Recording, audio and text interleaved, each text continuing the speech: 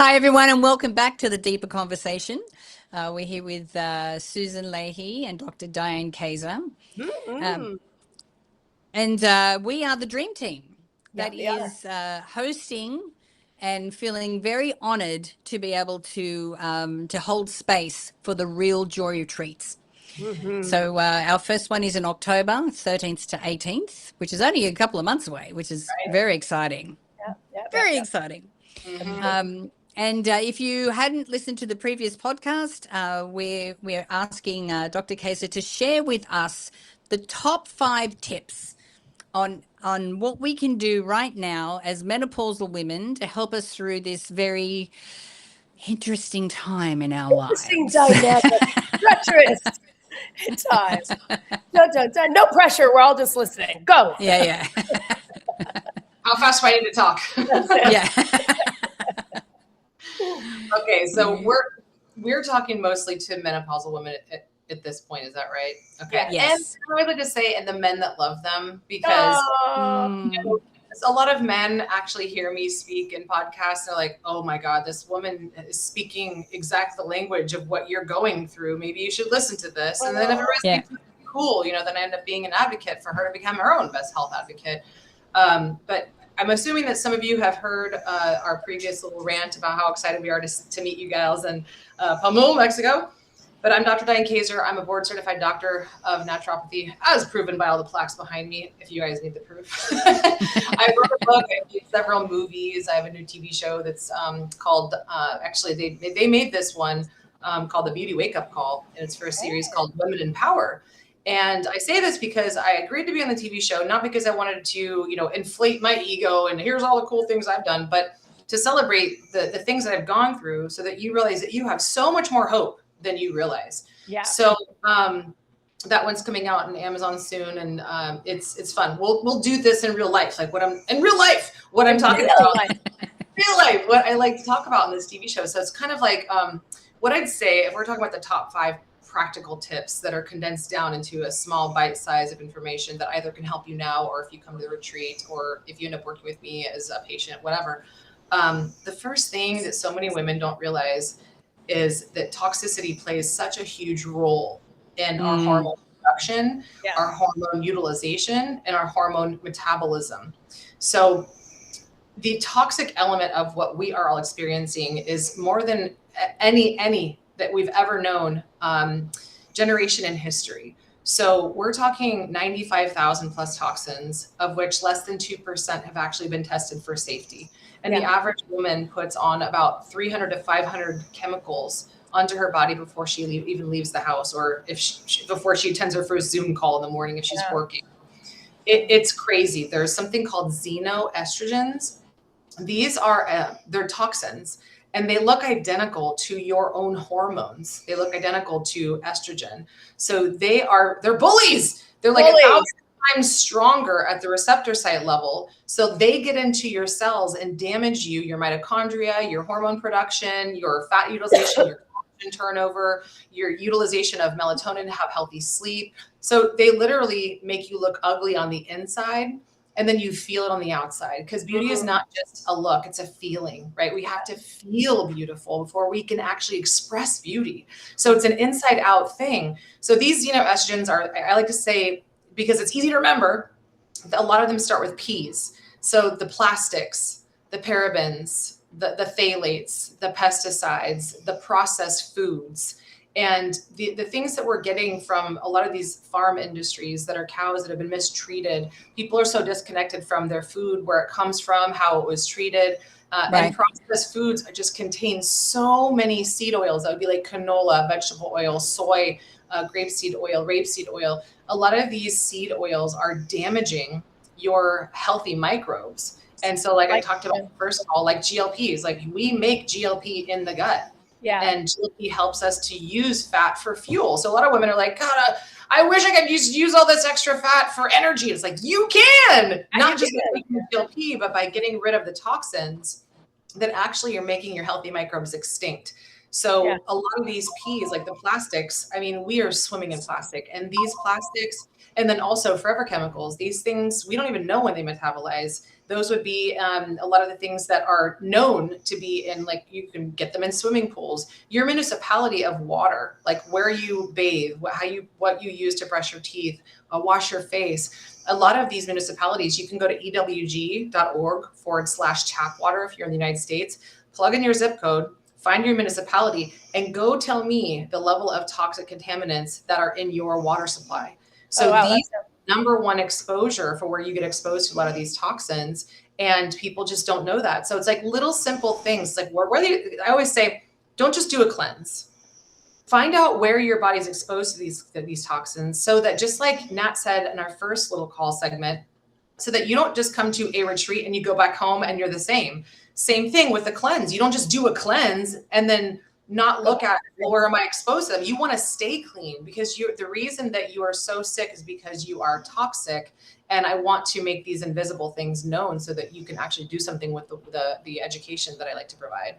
Yeah, and I kind of keep hearing in my mind, like, maybe just like the trick is to be like, pa, pa, pa, pa, pa, pa, pa, right? When I'm looking at what I'm applying to my body, what I'm looking about, what I'm consuming in my body. And it's like, is it one of those P's, right? Yeah. I know. And I think about all of the things that I put on my body. Like, I probably have conservatively 20 different products that I use on my face, on my hair, on my skin. And now I'm having to rethink everything. What we want to do is not think about it from a space of gloom and doom, but a space of, you're just making a choice. And so it's not about changing everything, because that's overwhelming. I loved what you said. Maybe it's about letting go of some things, because a lot of our behavior is just patterns. Right. So we don't question why we maybe buy that lotion, but we're still buying lotion. But maybe I start saying, does it have parabens in it? Or is it, like, kind of asking some key questions that maybe I make small changes that are just about saying, I'm intentionally shifting this so that I can remove anything that's not serving my body. Yeah, these are upgrades. These are upgrades. And my perspective is, why would we treat our body like a trash bin if we knew the amount of toxins in these things that we're applying to our body in the name of beauty, in the name of vitality? Once you know, you can't unknow, and it becomes actually a joy. It becomes, you become a beautiful mother to yourself by protecting your temple. You want to treat it like it's treasure, not a trash bin. So I make it very simple on people by saying, hey, I know you can go to ewg.org/skin deep, and you could rate all of your products. And if they're less than 3, then they're for me. If they're more than 3, then they're not for thee. Let it be. Let it be. Let it be. Basura. That means trash in Spanish. That's right. We won't be leaving the retreat in Spanish, but a little funny joke. But that's the thing, is like, you could either use skincare, and I can go in so many different directions with toxins, right? But women especially, we're spending a lot of money on these things, on our hair, on our face, because we do. And especially during menopause, we're like, okay, how do I lift not just my skin, but my joy, my radiance, if I lift my cheeks, I'll feel better.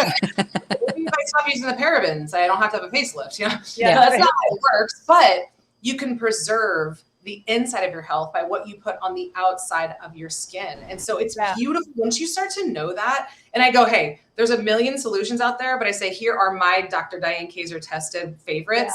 And then these actually have not just things that are, air quotes, not toxic, that are not damaging your hormones. These are things that actually have minerals and they have nutrients. They come from the earth. So if you have like, okay, what do I do instead? You don't have to go, read all the labels, scan them, have the barcode. I've done that over the last 17 years. It's frustrating. I knew I was leading the movement. So I was like, let me just make it super easy on their cortisol and all their hormones. And let me just give them an easy solution. Here's a couple ones. But that's a big deal, is toxins are affecting your hormones more than you have been told. And it's not just your genetics that you have thyroid disease. Anyway, I can go in so many different directions. What are the top 5 toxins then? So it's They're plastics. Yeah, I would say, well, those are the top 5 like environmental toxins. Plastic. Petroleum is another one, because petroleum is so many skincare. It's not just skincare, it's food as well. But I'd say petroleum, plastic, parabens, phthalates, and processed foods. Okay. I have a whole list of 8 of them, but that's just kind of like, I just spout a few of them off. But there's a lot of these things that people don't even know. Like there's a lot of parabens, even though you're paraben free in your skin care, it's also in like all medications have methyl parabens, propylparabens. We do lab tests for this. We ship tests to people and then they pee in a cup and then we do urinary tests to see, okay, what is actually poisoning you? That becomes like the wake up call. Then they're like, oh, okay, now I want to be my own health detective. Then I clean up my environment. I clean up my food. I clean up everything. One step at a time, Nat, like just you know, make it simple. You're building a pyramid. You're doing it one step, one solution, one healthy swap, one choice at a time. And then eventually your whole family's looking around going, holy, wow, I feel better. Your kids have less disease. Your significant other is elevating their health too. And then you just become this beautiful home renovation where you have a sanctuary in your home and it's no longer a place that poisons you because 96% of the poisons that people, the toxins they're exposed to are in their own home. So another one I'll just go through real quick, mold. We also test for mold mycotoxins. That's number one. Mold is a xenoestrogen that just plummets health up. That will just like, it'll smack your energy down. You'll feel exhausted, brain fog, can't sleep, overweight, your hair's falling out. This sounds like menopause. Yes. We call it moldopause, menopause. Moldipause. Yeah. Moldipause. I was like, oh, I'm in moldopause. It's so good. It's like, am I in menopause or am I having moldopause? You know, but yeah, it's like what's hard is a lot of these symptoms overlap. Yeah. So like disentangling and getting to a place of like, okay, what could be the root cause and how can I make the shift? Because, you know, why are we making a shift? At the end of the day, it's because we want to feel good. We want to have vitality. We want to access our life force. We want to revel in our joy. You know, it really is about living a healthier, more energized life. And these small decisions could have a significant impact on that energy stream. And I really love what you said in the last podcast is that it is a quiet whisper. And I look at menopause as the beautiful gift that the universe gives to women so we finally start to listen to ourselves. Because the symptoms get really loud and we have no choice but to listen. I think about how many women spend so much of their life ignoring their needs. But this is the one time in your life you can't ignore it. No. It's loud enough, it's bold enough, it's a shift enough, and it's worth enough to pay attention to and to look at. Because what we're saying is you're not looking at menopause, you're looking at yourself. Yeah. Is that bad? No. Yeah. And that's what's also is, and I want a second thing I'd add to all of this. So like the top 5 things. I'm just flowing here. I don't have a flow chart thing. I'm just flowing. But to your point about baby, this is emotional menstruation. We flow. Since you're no longer flowing, we still flow. We still flow. It's a different kind of flow. Yeah. So I see a lot of women, and myself included, you know, with HRT, with Synthroid, whatever we are doing to cope, we are trying to adapt by filling up the tank with HRT, thinking it's just what we do when we go through menopause. And sure, all the doctors talk about this, but it's also like, what do I undo? And what I've learned going through menopause and what this phase I'm going through right now, because I'm 2 years post-menopause, is like, I am so done with the hustle. I pay good money and I invest a lot of time. And I know I'm speaking to all of you when I say I, right? Because I know women, I've worked with them since I was 18. I'm almost 48. I'll be 48 this year. But what I know about us is just like what Susan said, we will give and give and give until our wealth has dried up. Yeah. But no more. So I don't want to fill up your cup with HRT only for you to go burn yourself out hustling to give to everybody else while you're last. Exactly. So it needs to be a balance, right? So we undo the things that are draining us, whatever that looks like. And for each person, it's different. And then we add back our cup with our own space, our own time, our own HRT. So it's kind of like when you start doing HRT, think about what am I going to do with this extra energy that I get back for maybe replicating with this HRT, me looking like I'm in my 30s and feeling like I'm in my 30s again. If you use it for burnout, you're just going to need more HRT and spend another $500 a month, right? Yeah. So it's shifting because we're in conservation mode now. We're in a different level of creation mode. So I also believe, and this would be the third thing, because I love HRT, but just do it right. And one caveat before I go to the third is, like I said in the first little segment, is make sure that you're working with a doctor who does a full hormone panel on you. No one knows what you need, because every doctor will say, "Oh, you got to make sure they see you." Yeah.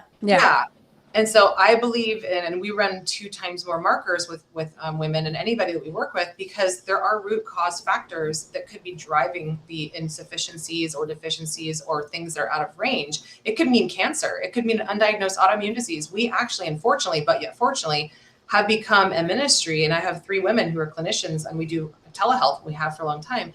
And we're like, oh God, they have cancer. We can't diagnose it, but we can say also, hey, there are some indications that could bring you down the path of a cancer diagnosis. Would you be interested in knowing what you can do to prevent you getting to that point? Because we have a choice right now. This could be going toward cancer. This could be going toward autoimmune disease. Do you want to just roll the dice and in 5 years get MS? Or do you want to see that we can see the patterns right now of what your body's trying to say? The body's whispering. Yeah. Body's whispering, right? And the lab tests help us decode what your whispers actually mean. Most people come to us in the scream phase. They're like, ah! It's like, I see no doctors. And I'm like, okay, but they didn't look super deep. So work with a doctor who looks deep with you, because you deserve that. Otherwise, you just keep, spinning your wheels with more HRT and nothing makes sense. So I like to make health make sense again. Yeah. So number 3 would be, I love peptides as a tool. So many people, it's a lot of confusion right now about what they do, which ones to take, if they're bad or not, if they come from China or United States, part of the good or the bad agenda.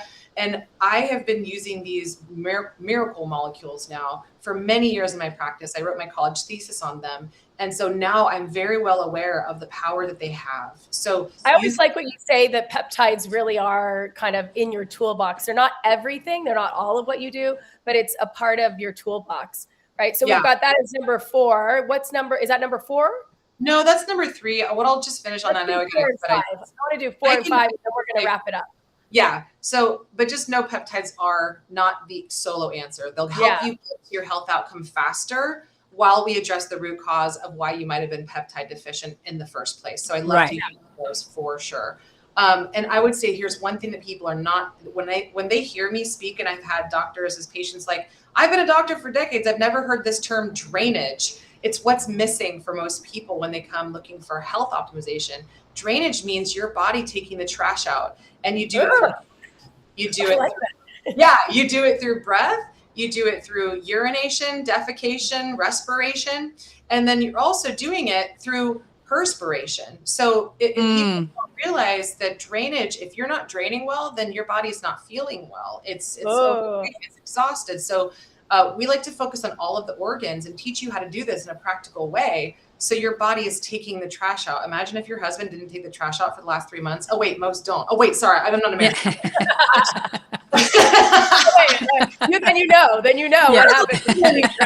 No, I'm single. So no, but imagine that. Like if you're a teenager, let's just say, didn't take the waste out for, like, you just start to get maggots in your body. Then there comes the parasites. So that's the last one I'd say. Focus on cleansing. And I have to tell you, I have an image for it, because today on our family feed, my husband, because in Mexico, you put the toilet paper in the trash can. My husband took a picture of my children's toilet, their trash can next to their toilet. And they were like, when it gets this full, you got to take it.